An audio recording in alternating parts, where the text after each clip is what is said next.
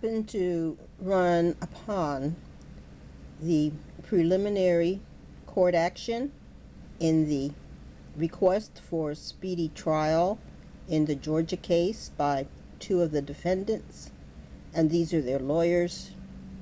The man, clean shaven, is for the woman, and the bearded man is for the male, which have asked for the speedy trial. And they're here, and they've been complaining about they don't have enough time for this and that. Well, they're the ones, their clients have asked for the speedy trial, and so no, there's not going to be a lot of time, and they're going to have to put in extra hours. And so they're very concerned. They are very aware that they're on TV, and they are trying to make a case for the public because the jury has not been picked yet, and if they can get the jury members who might come on their side before the trial begins, that would be very helpful to them. So they're doing a lot of complaining unnecessarily at this preliminary hearing. I thought this part was very unusual, and they're always trying to show their superiority to the Fulton County attorneys. They are federal attorneys, and they feel they are much more educated and superior than the Fulton County attorneys. So I want you to see what happens here. Recover. And in terms of, a strict, we shall have a break at this point in the morning and that point in the morning. Here they so were, far I've found that the man in the beard was trying to tell don't really run on a clock like that, and so we kind of have to the take judge the breaks where they how to run his trial. And he was so told we'll him what hours. But the idea is going to be 4 full would days be at least better. a week when we start getting to the evidence. But I just wanted to flag at this point that and he was here telling them what might breaks be very different than what we've seen for the here jury in the courthouse and staff before, would be by better. necessity. Well, this Well, man yeah, has we are run aware of it. trials. I think the case law is pretty clear, Your Honor, when a trial starts, so we're aware of that issue, and we won't do anything to unnecessarily delay it. I do think the court picked up on. It's clearly going to be a challenge. I don't know that there's and if they don't start Fulton this County case hasn't heard of this case, and I don't know in that November, that doesn't have a strong certain opinion date one in way or the November, other about, then the the defendants former get off. president So they're and trying everything associated with him. to So delay we this recognize case. the challenges, and we will do They want to know possible everything to about the as quickly as possible. Hope the state will join us in that one. jurors Mr. Wade, just if you who want to add indicted anything, these feel free, but defendants. otherwise, They I'm want just their kind of going names, through some addresses, housekeeping phone issues here. numbers. We have every confidence that the court is capable and qualified to set the trial schedule, and will. So they're trying to divert attention from the case I'm open to input and anytime. onto the All right, and then indictment. the last thing I would say is obviously seeing the new motions that have come in the door.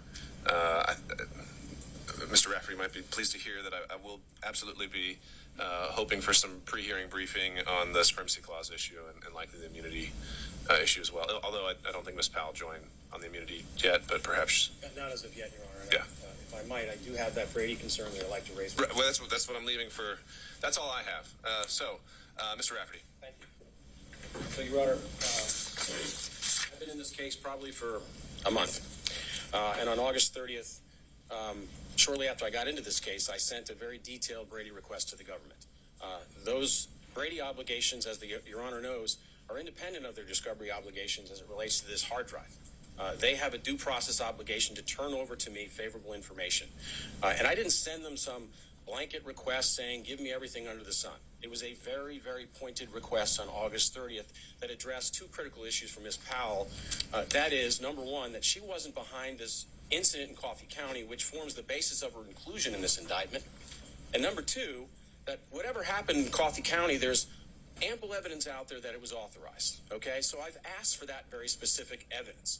In response to my letter on August 30th, I heard nothing from the state. And so this week, I sent a even more tailored request, a copy of which I can provide to Your Honor, asking for very specific information, because I've spent the past month or so trying to figure out what happened and have gathered ample evidence showing those two things, that Ms. Powell was not behind all of this and that it was authorized. He's I trying filed to a try motion the last case. night that sets out all the evidence that I've been able to find on my own, which I hope the state has. okay?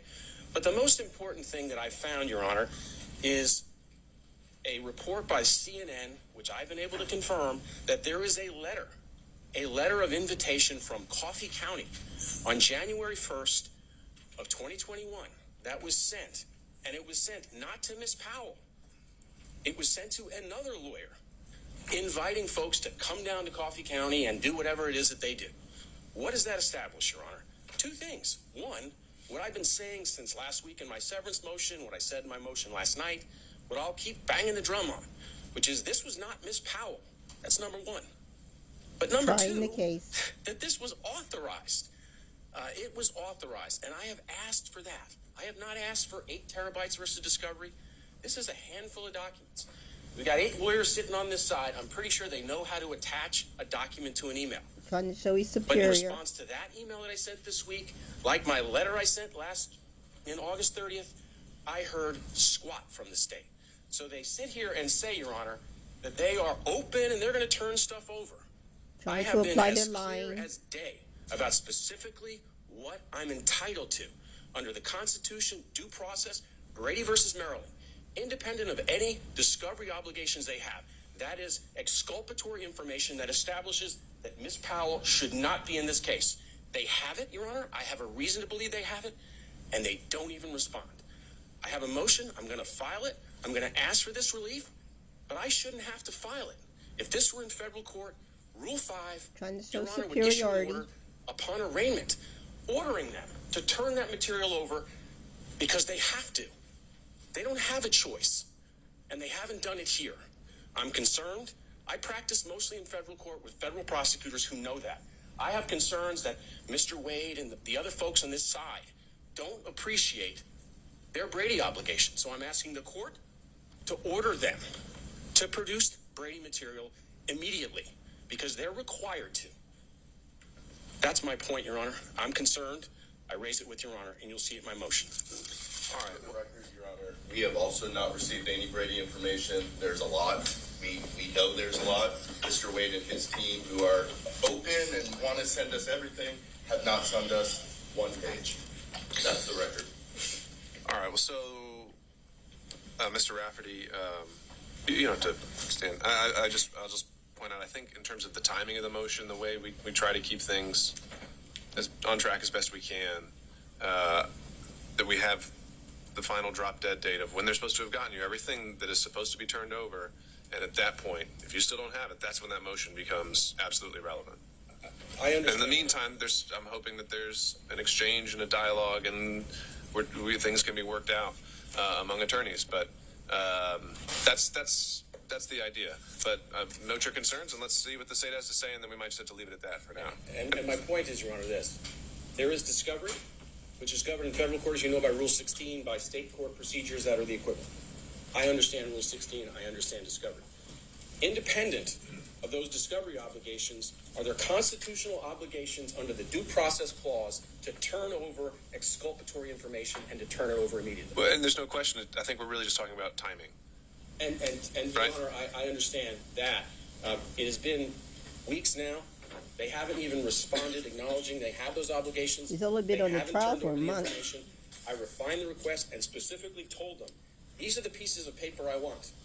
I haven't even gotten a response to the email saying, okay, we understand. I haven't gotten a single piece of paper. I don't need 8 terabytes worth of discovery. I need the stuff that proves that she should not be in this case. That's not their job. Judge, respectfully, Judge, it appears as though Mr. Rafferty wants us not only to provide the information to him, but to spoon feed it to him.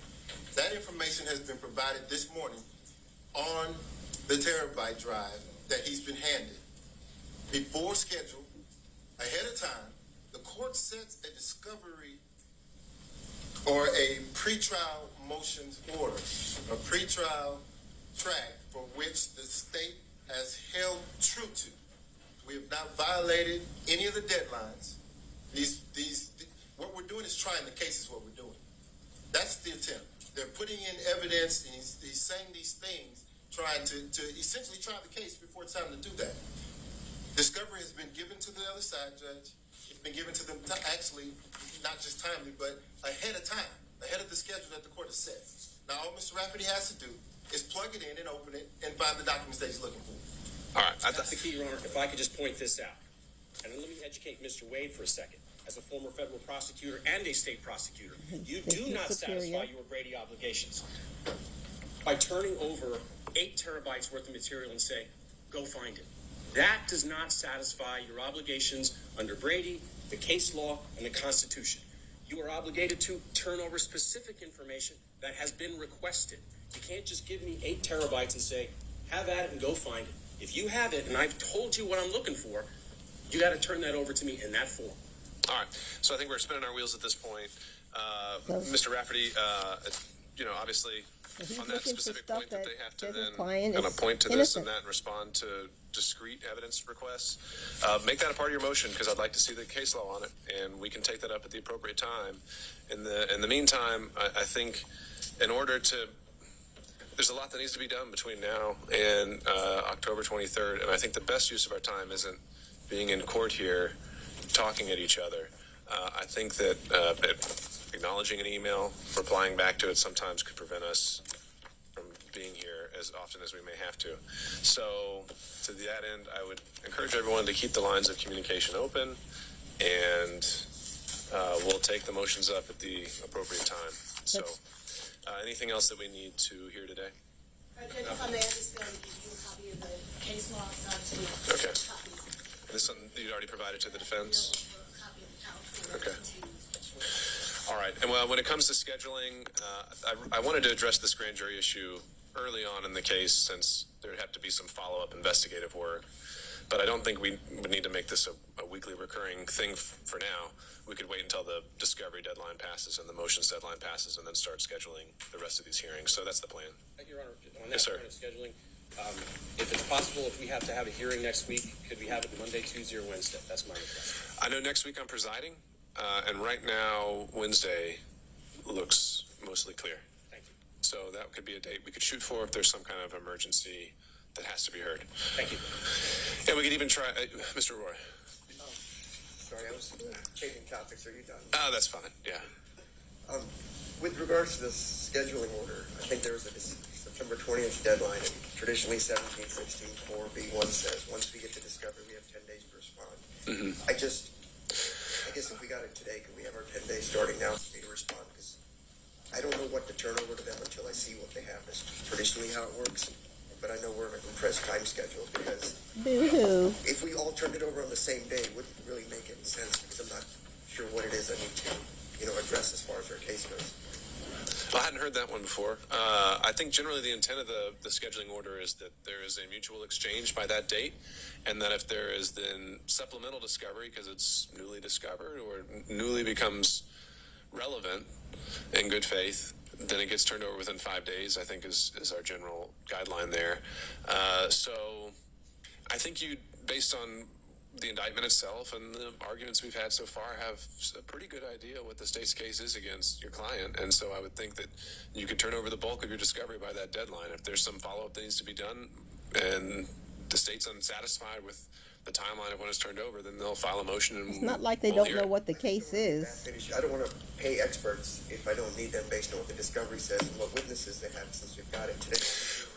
Well, experts have been classified differently. I think we also have a trial management order where we say experts are supposed to be identified and summaries of their reports. I believe it's 14 days. It might be 7.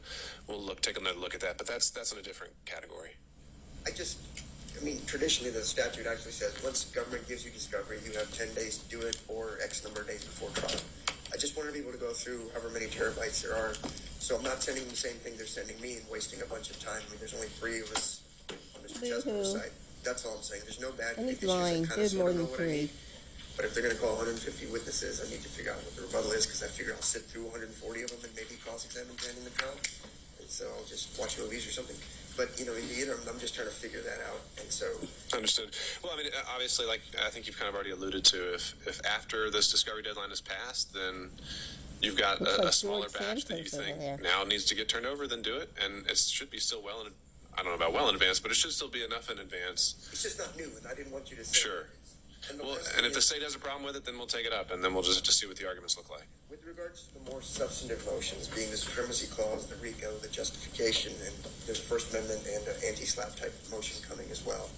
I think you've said that they would probably be required to write it. I'm going to have witnesses for that, so if we could set that out so I can fly the people in as far as that goes, that would be Okay. So we'll, at the case management hearing, we're going to want to go into how many witnesses, how long you think each hearing is going to take, and then we'll start setting some dates. And then the last thing is, depending on how some of the rulings go, there may be some interlocutory requests for a PI. I don't want to screw up the jury selection and whatnot because that stops the tolling or tolls the speedy trial. But you know, that may be an issue because some of these are somewhat case dispositive, at least the RICO and things like that. So, Understood. We'll take those up as they come. right. Anything else? Thank you, Judge. Thank you all. They want to spend a lot of time talking about the grand jury, the grand jurors, what their names, addresses. They even want to interview the grand jurors. So they want to stretch this trial out as long as possible with miscellaneous questions. They want to say that the grand jurors were forced to indict Trump. But if you look at the case, it's pretty clear and simple. The evidence has been on the internet for a long time. So these guys are really, really